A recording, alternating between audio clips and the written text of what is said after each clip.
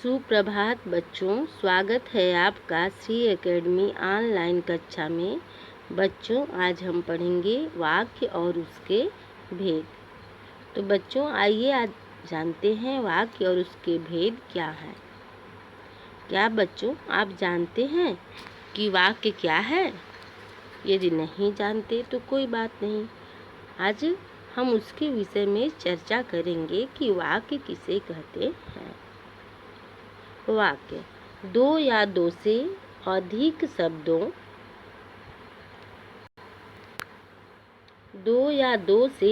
शब्दों के सार्थक समूह को वाक्य कहते हैं। दो या दो से अधिक शब्दों के सार्थक समूह को वाक्य कहते हैं।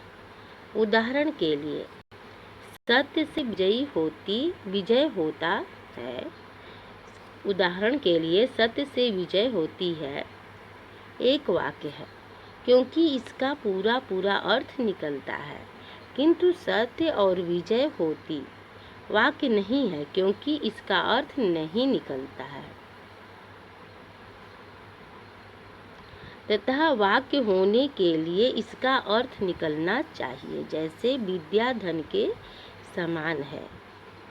विद्या धन समान है का कोई अर्थ नहीं निकलेगा, लेकिन विद्या धन के समान है इस वाक्य का अर्थ निकल रहा है। तो वाक्य वह है जिसमें उसका कोई अर्थ निकले। आइए वाक्य को पुनः जानते हैं। वाक्य दो या दो से अधिक शब्दों के सार्थक समूह को कहते हैं। वाक्य दो या दो से अधिक शब्दों के सार्थक समूह को कहते हैं। उदाहरण के लिए, सत्य से विजय होती है, यानी सत्य से विजय होती है यह अर्थ निकल रहा है। लेकिन यदि यहाँ से हटा दिया जाए और सत्य विजय होती लिख दिया जाए तो इसका कोई अर्थ नहीं है।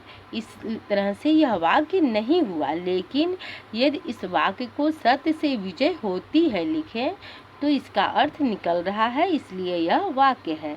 आइए दूसरा उदाहरण देखते हैं।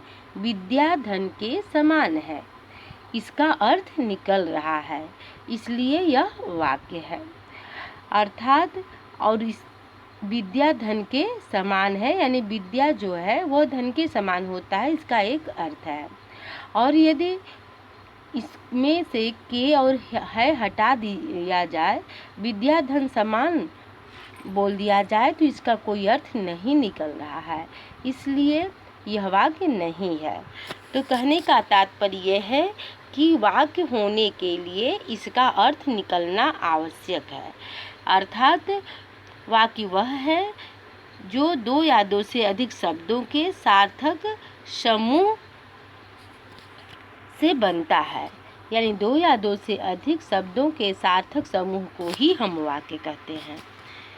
तो आशा है बच्चों आप सभी लोग वाक्य के विषय में समझ गए होंगे। आइए वाक्य के भेद के विषय में जानते हैं। वाक्य के भेद। वाक्य भेद दो प्रकार से किए जा सकते हैं। फर्स्ट है अर्थ के आधार पर वाक्य भेद और सेकंड है रचना के आधार पर वाक्य भेद। अर्थ के आधार पर जो वाक्य भेद है यहाँ पर दिए गए हैं। अर्थ के आधार पर वाक्य के 8 प्रकार होते हैं और रचना के आधार पर वाक्य के 3 प्रकार होते हैं। अर्थ के आधार पर वाक्य के 8 भेद होते हैं और रचना के आधार पर वाक्य के 3 भेद होते हैं। अर्थ के आधार पर 8 प्रकार के जो वाक्य होते हैं, आइए उन्हें देखते हैं। फर्स्ट है विधानवाचक वाक्य, सेकंड है निषेधवाचक वाक्य, थर्ड है प्रश्नवाचक वाक्य, फोर्थ है विस्मयादिवाचक वाक्य, फिफ्थ है आज्ञावाचक वाक्य, सिक्स है इच्छावाचक वाक्य, सेवन है संकेतवाचक वाक्य, एट्थ है संदेहवाचक वाक्य। इस वाक्य को पुनः पढ़ते हैं। फर्स्ट है विधानवाचक वाक्य, सेकंड है निषेधवाचक वाक्य, थर्ड है प्रश्नवाचक वाक्य, फोर्थ है विस्मयादिवाचक वाक्य, फिफ्थ है आज्ञावाचक वाक्य, सिक्स है इच्छावाचक वाक्य, 7th है संकेतवाचक वाक्य, 8th है संदेहवाचक वाक्य। ये अर्थ के आधार पर वाक्य के भेद थे और रचना के आधार पर वाक्य के 3 भेद होते हैं, सरल वाक्य, संयुक्त वाक्य और मिश्र वाक्य, जिसको हम अगले वीडियो में पढ़ेंगे। आइए जानते हैं अर्थ के आधार पर वाक्य के भेद के विषय में। फर्स्ट है विधानवाचक वाक्य, वह वाक्य जिससे किसी प्रकार की जानकारी प्राप्त होती है वह विधानवाचक वाक्य कहलाता है। वह वाक्य जिससे किसी प्रकार की जानकारी प्राप्त होती है वह विधानवाचक वाक्य कहलाता है। उदाहरण, भारत एक देश है। श्री राम के पिता का नाम दशरथ था। दशरथ अयोध्या के राजा थे। अर्थात इससे किसी प्रकार की जानकारी प्राप्त हो रही है, अतः यहाँ पर विधानवाचक वाक्य होगा। निषेधवाचक वाक्य, जिन वाक्यों से कार्य न होने का भाव प्रकट हो उन्हें निषेधवाचक वाक्य कहते हैं। जिन वाक्यों से कार्य न होने का भाव प्रकट हो उन्हें निषेधवाचक वाक्य कहते हैं। जैसे, यह काम हम नहीं करेंगे, यह निषेधवाचक वाक्य के अंतर्गत आएगा। यानी किसी भी वाक्य में मना कर देना ही निषेधवाचक वाक्य होता है। अब आइए देखते हैं बच्चों प्रश्नवाचक वाक्य कि प्रश्नवाचक वाक्य किसे कहते हैं। वह वाक्य जिसके द्वारा किसी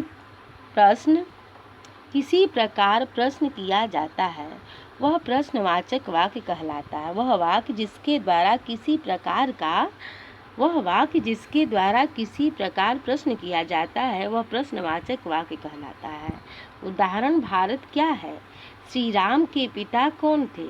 दशरथ कहाँ के राजा थे?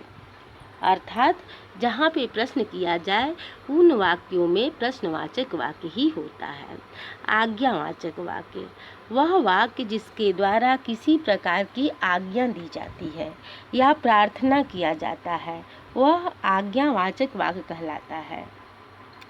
जैसे, यहाँ बैठो, यहाँ बैठिए, यह आज्ञा देने वाले वाक्य हैं और यदि ऐसे वाक्य आए तो वहाँ पर आज्ञावाचक वाक्य होता है।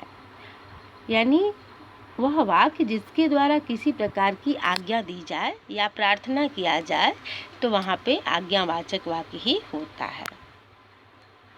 विस्मयादिबोधक वाक्य, वह वाक्य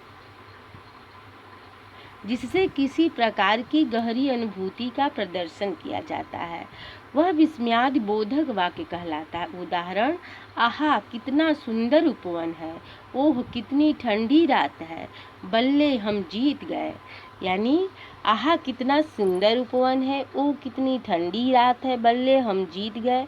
यानी किसी वह वाक्य जिससे किसी प्रकार की गहरी अनुभूति का प्रदर्शन हो वह विस्मयादिबोधक वाक्य कहलाता है।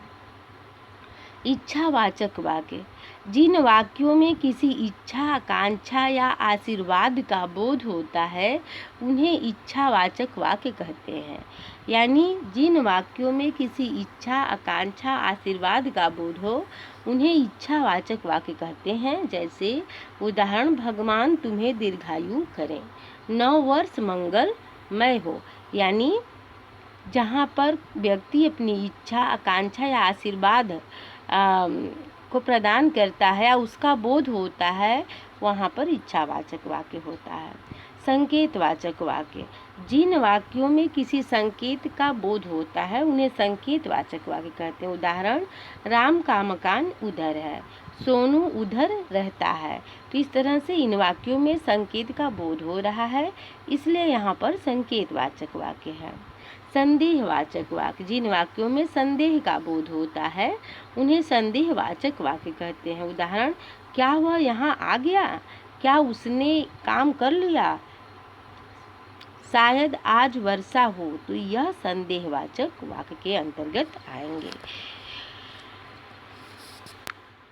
तो आशा है बच्चों आप सभी लोग इस